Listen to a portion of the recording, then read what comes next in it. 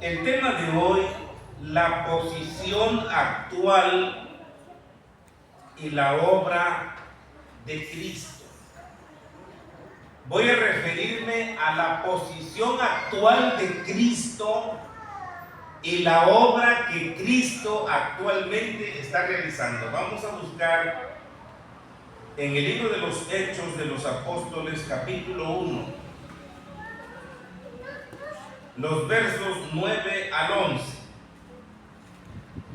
Hechos de los Apóstoles, capítulo 1, versos 9 al 11, la palabra del Señor dice: y habiendo dicho estas cosas, viéndolo ellos, fue alzado, y le recibió una nube que le ocultó de sus ojos. Y estando ellos con los ojos puestos en el cielo, entre tanto que él se iba, he aquí se pusieron junto a ellos dos varones con vestiduras blancas, los cuales también les dijeron: varones Galileos, ¿por qué estáis mirando al cielo? Este mismo Jesús que ha sido tomado de vosotros al cielo, así vendrá como le habéis visto ir al cielo. Esta es palabra del Señor, hermanos. Pueden sentarse. La posición actual y la obra de Cristo. Aquí tenemos el relato de la ascensión de Cristo. La ascensión de Cristo es una doctrina bíblica. La ascensión del Señor. Este vocablo se ha utilizado hasta para nombres de personas.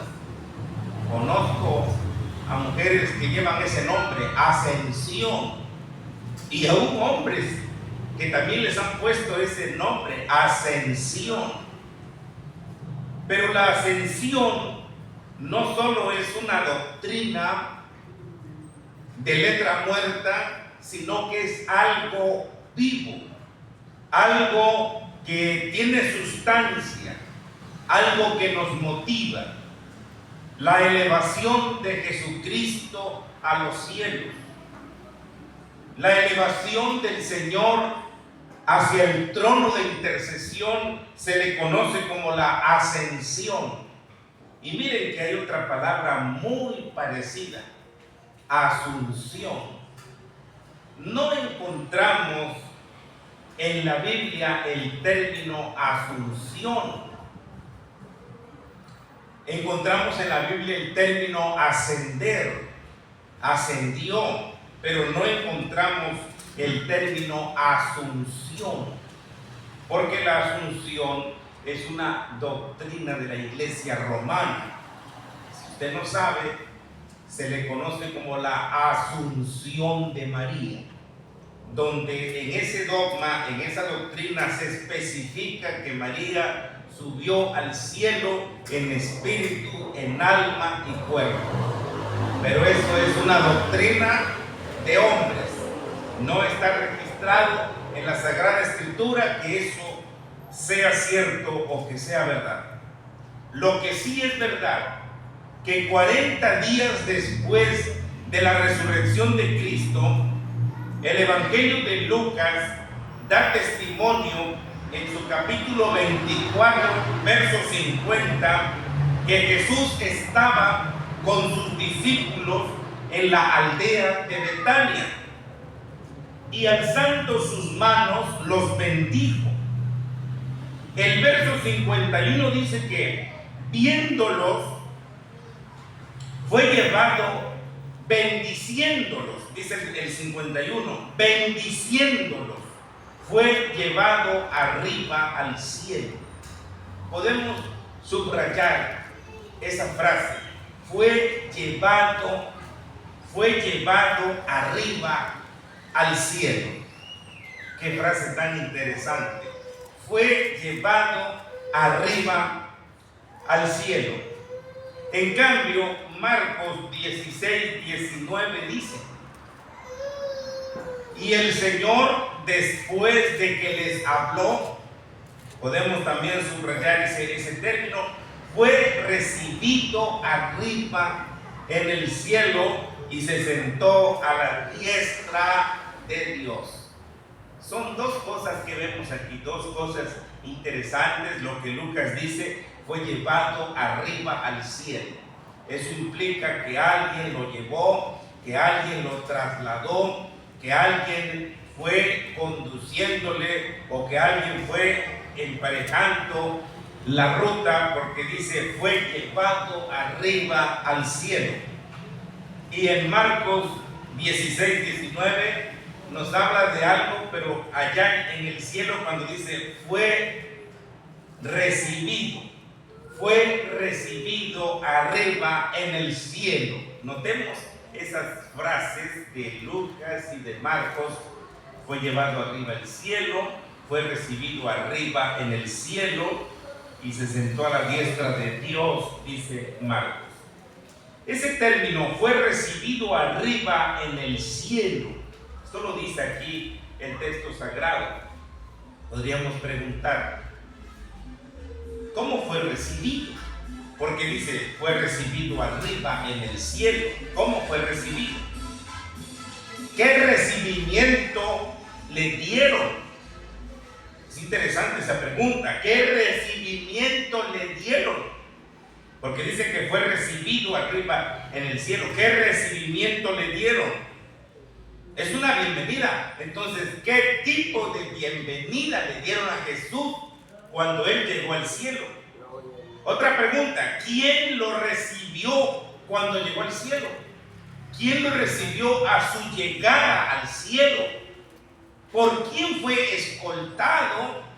Esa es otra pregunta. ¿Por quién fue escoltado desde su ascensión para traspasar todos los cielos y llegar al tercer cielo? ¿Por quién fue escoltado? Seguro que por los ángeles, ya que los ángeles lo vieron. Dice Pablo, fue visto de los ángeles. Jesús fue visto de los ángeles y los ángeles lo escoltaron hasta el trono de intercesión en el tercer cielo. Muy bien. Seguramente, si los ángeles lo escoltaron, llegando el Señor al cielo, el Padre le recibe. El Padre le recibe diciéndole, como expresa el Salmo 110, versículo 1, que es un salmo mesiánico, y dice el Salmo 110, 1, siéntate a mi diestra, dijo el Señor a mi Señor, siéntate a mi derecha. El Padre es el que le está diciendo al Hijo en ese recibimiento que le dieron en el cielo, siéntate a mi derecha, siéntate a mi diestra. Lo recibe Dios, porque Dios fue el que lo envió. Si a usted le preguntan, ¿quién envió a Cristo? Cristo no fue enviado por los ángeles, Cristo no fue enviado por otra persona, sino por Dios nuestro Padre. Dios lo envió, como también podemos decir Dios lo dio, o también podemos decir Dios lo entregó, o por qué no, Dios lo regaló. Fíjense qué frases estoy utilizando. Dios lo envió, Dios lo dio, Dios lo entregó, Dios lo regaló. Entonces el mismo que lo dio, el mismo que lo envió, es el mismo que lo recibe. El mismo que lo entregó para que descendiera al mundo, es el mismo que lo recibe allá, el Padre Celestial. El Padre Celestial recibe a Jesús diciéndole, siéntate a mi derecha hasta que ponga a tus enemigos por estrado de tus pies. Así que esto está oculto a los entendidos de este mundo, supuestamente, y aunque estuvieron ocultas las huellas de su divinidad, porque cuando Jesús se vistió de humanidad, se presentó como humano, siendo Dios, se presentó como humano, pero no se presentó como Dios inmarcesible, no se presentó como Dios radiante, no se presentó como Dios luminoso cuando lo hizo después de su resurrección en el Apocalipsis. En el Apocalipsis se presenta Cristo luminoso como el sol, se presenta refulgente, y en esa presentación refulgente está demostrando su divinidad, está demostrando su deidad. Pero ahora, hermanos, esa deidad fue ocultada y solamente le vieron como hombre. Y él se hizo un mensajero, porque fue un mensajero. Podría decir, se hizo ángel entre los ángeles. Eso es lo que significa la palabra ángel, mensajero. Entonces, el mensajero de mensajeros es Jesucristo. Pero él está por encima de todos los mensajeros. Por eso es que digo, él es el mensajero de mensajeros. Entonces se hizo ángel con los ángeles. Así es. Arcángel con los arcángeles. Y entonces Dios lo hizo poco menor que los ángeles y lo coronó de gloria y de honra. Cuando está hablando del Salmo 8, versículo 5, que habla del hombre, dice que Dios hizo al hombre poco menor que los ángeles. Entonces Cristo es hombre, ya en su humanidad poco menor que los ángeles, pero entonces Dios lo coronó de honra y de gloria. Salmo 8:5, Hebreos 2:9 lo dice. Se hizo trono con los tronos, potestad con las potestades, hasta ascender al seno, o hasta descender, más bien dicho, hasta descender al seno de una virgen y salvar a este género humano que se había perdido, que se había extraviado. Pero ¿qué pasó? Ignorado el Señor, que era el que ascendía al Padre, entonces los ángeles estaban ya en las alturas diciendo loores, diciendo cosas de alabanza a que el Hijo de Dios estaba ascendiendo. Entonces se preguntó en el Salmo 24:10. El Salmo 24:10 tiene una pregunta. Y esa pregunta dice: ¿quién es este Rey de Gloria? Pero ahí no se refiere a David, ahí no se refiere a Salomón con toda su gloria, ahí no se refiere a ninguno de los reyes buenos, como el rey Ezequías o el rey Josías. Entonces, cuando está preguntando el Salmo 24:10, ¿quién es este Rey de Gloria? ¿Qué se le dijo a las puertas? Que las puertas se elevaran, Salmo 24, que las puertas elevaran su altura. ¿Cuál es la cabeza de una puerta? ¿Usted sabe? Porque dice: alzad, oh puertas, vuestras cabezas, y alzaos vosotras, puertas eternas. Entonces, ¿cuál es la cabeza de una puerta? El dintel, el marco de arriba, el dintel de arriba. Es como si dijera entonces el Salmo 24: alcen puertas sus dinteles, o eleven puertas sus dinteles, o eleven puertas sus marcos. Eleven sus marcos, porque va a entrar el Rey, el grande, el todopoderoso.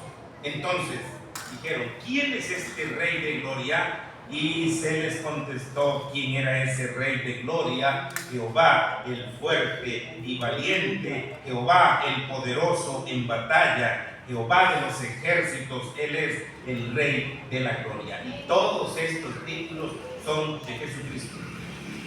Todos esos títulos son de Jesucristo. Jehová fuerte y valiente es un título para el Mesías, es un título para Jesucristo, porque Él es fuerte y valiente.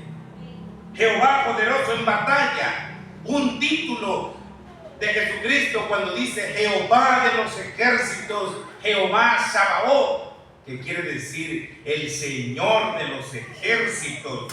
Y Jesucristo es el Señor de los ejércitos. Entonces se describe claramente en el Salmo 24 el regreso del Rey de Gloria. Se describe el regreso de ese Rey de la Gloria y que se le da ese recibimiento. Hermanos, así es como se le recibe. Se le recibe de esta manera porque el Señor llevaba las pruebas, porque el Señor llevaba las credenciales. Usted dirá, ¿cuáles credenciales? Bueno, las pruebas de su sacrificio, las credenciales de su trabajo, las credenciales de su proyecto que había cumplido cabalmente, porque el Padre le había asignado esa tarea, le había asignado ese trabajo y lo realizó cabalmente, lo realizó excelentemente, lo realizó perfectamente. No faltó nada en ese proyecto, no faltó nada en ese trabajo. Por eso Jesús dijo en la cruz, consumado es. Que está diciendo, terminado está, acabado está completamente realizado. Cuando el Señor dice, consumado es. Entonces el Padre estaba muy complacido, el Padre estaba muy contento con el trabajo de su Hijo, con el trabajo que su Hijo había realizado, y en varias ocasiones el mismo Padre dijo, este es mi Hijo amado en el cual tengo contentamiento. Oiga que esa palabra solamente se la dijo a su Hijo unigénito, a su único Hijo. Nosotros también somos sus hijos, pero no somos los unigénitos. El unigénito es Jesús, y a Él le dijo el Padre, tú eres mi Hijo amado y en ti tengo complacencia, en ti tengo contentamiento. Imagínense, hermanos, que el Padre dijera que se expresara de esa manera acerca de su Hijo cuando fue bautizado, acerca de su Hijo cuando se transfiguró y se apareció Moisés y Elías, y estaba el testigo Pedro, Santiago y Juan. Que el Padre dijera, este es mi Hijo amado, cuando se escuchó aquella voz en Jerusalén, y que Jesús dijo, esa voz no fue por mi causa, fue por causa de ustedes. Entonces el Padre estaba completamente alegre, completamente contento por lo que Jesús había realizado. Por eso es que cuando el Señor se le recibe en el cielo, se recibe con todos estos honores, se le recibe con todos estos loores, y se le recibe con toda esta alabanza de las multitudes, de los millones y millones de ángeles que le recibieron en el cielo y que lo escoltaron, y que el Señor entonces se sentó a la derecha del Padre. Bendito sea el nombre de Jesucristo. Hermanos, la ascensión de Cristo no es otra cosa más que Él ascendió al cielo, pero tenemos que reconocer y tenemos que afirmar que el Señor ascendió al cielo, ascendió a los cielos con el mismo cuerpo físico con el cual vivió y murió en la tierra, solo que ahora ese cuerpo estaba ya glorificado. Antes de la resurrección su cuerpo no estaba glorificado, pero después de la resurrección su cuerpo estaba glorificado. ¿Qué significa tener un cuerpo glorificado? Tener un cuerpo glorificado quiere decir tener un cuerpo lleno de gloria. Tener un cuerpo glorificado quiere decir tener un cuerpo radiante, tener un cuerpo totalmente deslumbrante, tener un cuerpo fuerte, un cuerpo sano, un cuerpo que no puede ser sujetado por las leyes naturales que hay aquí en la tierra. Un cuerpo que puede traspasar paredes, un cuerpo que puede viajar a través del tiempo y del espacio, un cuerpo que no tiene limitación alguna. Ese es un cuerpo glorificado. Tiene las mismas características del no glorificado, pero es un cuerpo glorificado, y ese es el cuerpo de nuestro Señor Jesucristo. Lucas 24, versos 50 y 51, que ya leímos, Marcos 16, 19 y Hechos 1, 9, aseguran estos la ascensión de Jesucristo al cielo, y también aseguran la recepción que se le dio en el cielo a nuestro Señor. Me llama la atención cuando dice aquí que habiendo dicho estas cosas, viéndolo ellos. ¿Quiénes ellos? Los apóstoles, los discípulos estaban viéndolo. Pero mire que expresa, fue alzado. Así dice, fue alzado. Podría decir también, fue elevado. Fue elevado. Algunos podrían pensar, y entonces levitó, pero fue alzado, fue elevado. No lo pudo retener la tierra. Su poder lo elevó, su poder lo alzó, el poder del Padre lo alzó, y el poder de Él hizo que Él se alzara. Su cuerpo glorificado permitió que se alzara, que se elevara. Fue alzado. Entonces fue alzado y lo estaban viendo, lo estaban mirando, pero no fue alzado de golpe, no fue alzado como relámpago, no fue alzado como cuando un rayo desciende y cae, que es rápido y que son milésimas de segundos, sino que fue alzado. Y cuando le vieron que estaba siendo alzado, lo recibió una nube. Una nube lo recibió.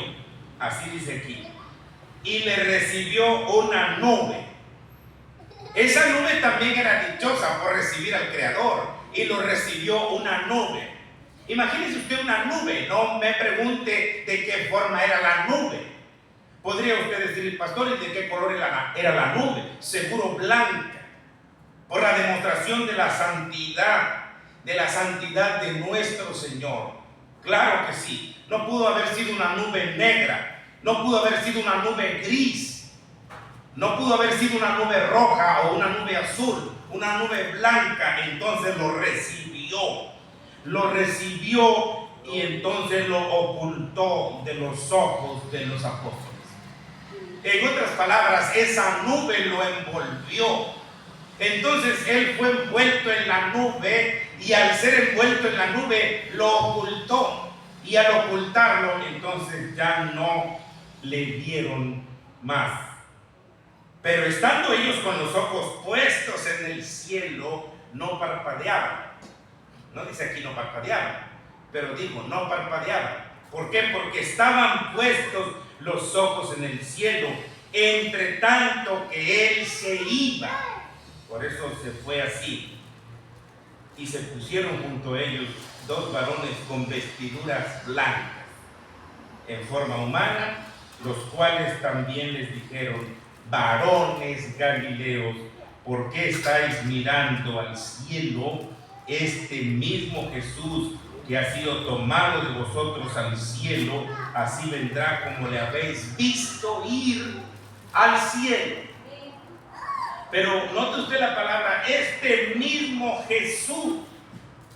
Entonces, cuando Él regrese, es el mismo Jesús que regresará.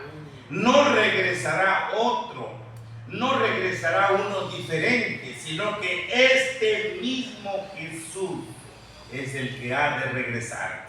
El mismo que se fue en la forma que se fue, así como se fue, así regresará. Marcos dice que vienen las nubes, Mateo dice que vienen las nubes, Lucas también dice que vienen las nubes, el Apocalipsis también dice que vienen las nubes, solo que el Apocalipsis añade que viene montado en un caballo blanco, pero en las nubes. Qué glorioso es el retorno del Señor y cómo se describe. Entonces, actualmente, ¿qué está haciendo Jesucristo? Ya sabemos, como dice Filipenses 2, versículo 9 y versículo 10, que Dios lo exaltó hasta lo sumo. Así dice, Dios lo exaltó hasta lo sumo. Si hay un lugar alto, más alto y el más alto de todos, ese es el lugar al cual llegó Jesucristo, porque Dios lo exaltó hasta lo sumo. Eso podría llamársele superexaltación. Así, superexaltación o ultra exaltación. ¿Por qué superexaltación o ultra exaltación? Porque eso es algo, como está expresando Filipenses, Dios lo exaltó hasta lo sumo. Apocalipsis 3:21 nos dice que se sentó en el trono de Dios Jesús mismo dijo, así como yo he vencido, Apocalipsis 3:21, así como yo he vencido y me he sentado con mi Padre en su trono. Amén. Gloria a Dios. Glorificado, claro, Juan 17:5, en esta oración sacerdotal, en la tierra Jesús oraba y el Señor ya pedía su glorificación. El Señor pedía su glorificación. Miren cómo dice Juan 17:5. Escuchemos la oración de Jesús. Ahora pues, Padre, glorifícame tú al lado tuyo con aquella gloria que tuve contigo antes que el mundo fuese. Oye, qué expresión de Jesús hacia el Padre. Ahora pues, Padre, glorifícame tú al lado tuyo con aquella gloria que tuve contigo antes que el mundo fuese. Esa era la petición de Jesús, era lo que él quería ser glorificado. Y como dice Hebreos 2:9, fue coronado de gloria y de honra. Fue coronado de gloria y de honra. ¿Qué pasa entonces, hermanos, con el Cristo ascendido y la iglesia? ¿Qué sucede con el Cristo ascendido y la iglesia? Porque desde que el Señor ascendió, la iglesia no lo ha visto. La iglesia lo ha sentido. La iglesia lo percibe. La iglesia ve sus obras. La misma iglesia es una obra de Él. La misma iglesia es parte de Él. Pero ¿qué pasa con el Cristo ascendido y la iglesia? Bueno, es lo que dice la doctrina, que Jesús envió al Espíritu Santo en su lugar, como dice Juan 16, versículo 7. Él lo envió en su lugar. Entonces, ¿quién vino a tomar el lugar de Jesucristo? El Espíritu Santo. El Espíritu Santo fue enviado en lugar de Cristo. Ahora no es corporalmente Cristo, ahora es espiritualmente el Espíritu Santo. El Espíritu Santo está en su lugar, quedó en su lugar. ¿Qué pasa entonces con esta iglesia de Él? Bueno, Él vino a ser cabeza de la iglesia, como dice Efesios 1, 22 y 23. Cristo es la cabeza de la iglesia. Y además, Él da dones a su iglesia. ¿Y qué más? Comisiona a sus servidores. Y Él está con nosotros, como dice Mateo 18:20. Pero tenemos que determinar. Jesucristo está con nosotros, ¿no es así, hermanos? Pero Jesucristo está con nosotros a través del Espíritu Santo. Porque el Espíritu Santo es su representante. El Espíritu Santo es su vicario. ¿Y qué significa eso de vicario? Vicario significa sustituto. Quiere decir entonces que el Espíritu Santo sustituye a Cristo. Sustituye al Salvador, el Espíritu Santo. Porque ha tomado del Salvador. Porque ha tomado también del Padre. Y al tomar del Padre y al tomar del Salvador, entonces ha logrado ese triunfo y esa victoria. Hermanos, más tenemos que ver. El Cristo ascendido es nuestro sumo sacerdote. Bueno, como sumo sacerdote, ofreció un sacrificio aceptable. Los sumos sacerdotes ofrecían sacrificios. Dice el libro de Éxodo que el sumo sacerdote oficiaba cada año en el día de la expiación un sacrificio por él mismo y por el pueblo. Pedía por él mismo y por el pueblo. Pero este sumo sacerdote, que es no solo de acuerdo a la orden de Aarón, sino de acuerdo al orden de Melquisedec, entonces ofreció a Dios un sacrificio aceptable. Él mismo fue el sacrificio. Él mismo fue el sacrificio aceptable. Usted lo puede leer en Hebreos 7, 26 y 27, Hebreos 10, versículo 10 al 12. Entonces, como sumo sacerdote, entró al lugar santísimo. Muy bien.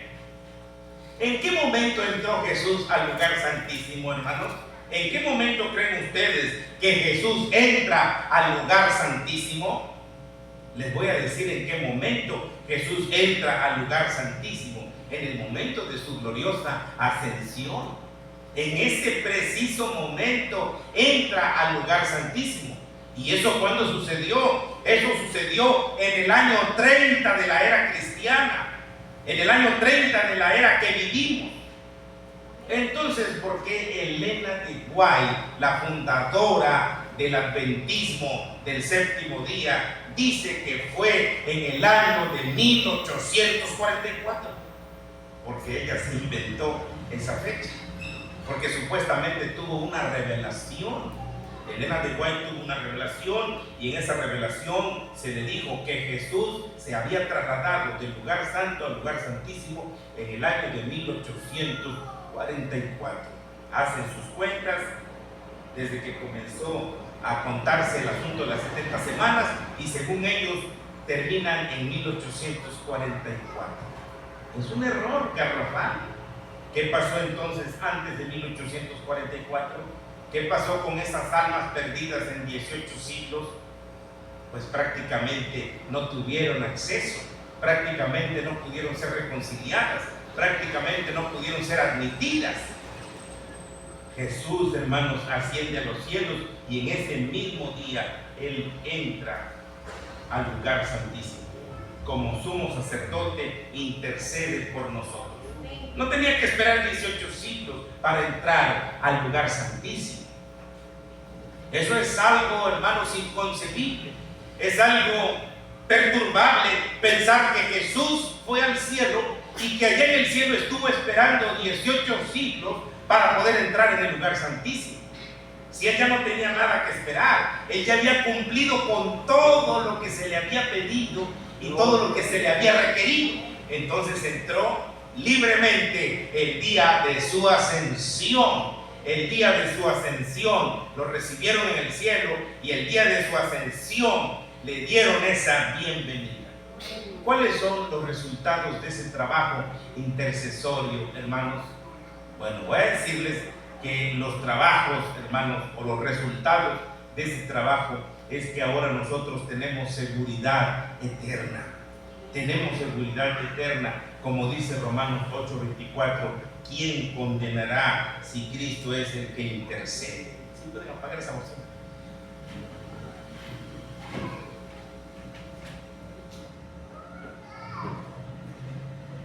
¿Quién condenará, hermanos, si Cristo es el que intercede? No puede condenar ninguno si Él es el intercesor.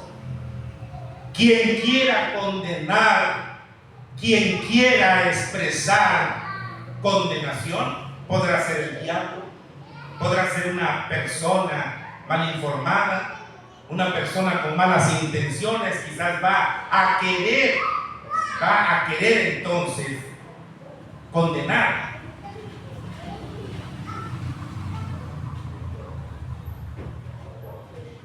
Y aunque pudiera pensarse que la condenación de alguien surtiría efecto, no es así, hermanos. No surten efectos esas condenaciones, porque nadie puede condenar. ¿Quién condenará si Cristo es el que intercede? Esa es la seguridad del creyente. ¿Quién te condenará a ti si Cristo intercede por ti? Gloria a Dios. ¿Quién será capaz de condenarte? Y el que sea capaz de condenarte o juzgarte o lanzarte al infierno está en un error, porque Cristo intercede por ti. Y su intercesión es segura. Su intercesión es eficiente. Bueno, Él alcanza perdón para nosotros cuando pecamos, porque ya no podemos decir que no pecamos. La base de la defensa la tenemos ahí en 1 de Juan 2, versículo 1, versículo 2, donde habla de la propiciación. Propiciación es acción agradable a Dios. Entonces, cuando hay propiciación, Él se mueve a piedad, Él se mueve a misericordia. Y Dios se mueve a misericordia al ver el sacrificio de su Hijo aplicado a cada uno de nosotros. Entonces Dios se mueve a misericordia. Esas son las bases de defensa. Pero también tenemos otra base de defensa, la sangre de Jesucristo. Y como ya sabemos, hermanos, la sangre de Cristo es la que nos limpia de todo pecado. Y el único agente o la única persona que puede aplicar la sangre de Cristo es el Espíritu Santo. Bueno, condiciones para el perdón: simplemente la confesión de pecado. El que confiesa sus pecados y se aparta alcanza misericordia, pero el que encubre sus pecados y no los confiesa no prosperará. Hermanos, Cristo ascendió y volverá de nuevo. Él ascendió y descenderá. Lo contrario a ascender es descender. Fíjense, primero Él descendió, después ascendió y nuevamente descenderá. Así que descendió, ascendió, descenderá, volverá. Jesús dijo: vendré otra vez. Y le dijeron a sus discípulos: este mismo Jesús que ha sido tomado de vosotros al cielo, así vendrá. El Señor dijo en Juan 14:3: vendré otra vez. ¿Cree usted lo que Jesús dice? No. Hermanos, nosotros creemos en el retorno de Jesucristo. Creemos que Él va a regresar. Lo que no sabemos es cuándo regresar.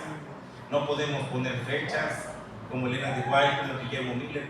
No podemos nosotros decir: en tal fecha regresa Jesucristo, porque eso es inútil, eso no tiene valor. Nadie sabe el día ni la hora en que el Hijo del Hombre ha de venir, pero de que vendrá, vendrá, de que regresará, regresará. Todo lo que vemos es parte del cumplimiento de su retorno, parte del cumplimiento de que Cristo regresará. Qué bueno que ascendió, porque si ascendió, entonces descenderá. Si Él hubiera ascendido, no iba a descender, pero Él descenderá, hermanos. Él vendrá otra vez. Y estamos esperando a Jesús, y por eso la iglesia misma que anhela ya el retorno de Cristo. ¿Qué dice la verdadera iglesia? La verdadera iglesia le dice a Cristo: ven. Le dice: ven, Señor Jesús. Ven. El Espíritu también dice: ven. ¿Y por qué dice el Espíritu ven? Porque el Espíritu está en la tierra. Entonces le dice al Señor, el Espíritu Santo le dice al Señor: ven. Y la iglesia también dice: ven. Y el que tenga oído para oír, oiga, y que diga también: ven. Ven, Señor Jesús. Puestos de pie, hermanos, demos gracias a Dios por la palabra. Si hay necesidades, mire que podemos pasar en este momento para orar por usted.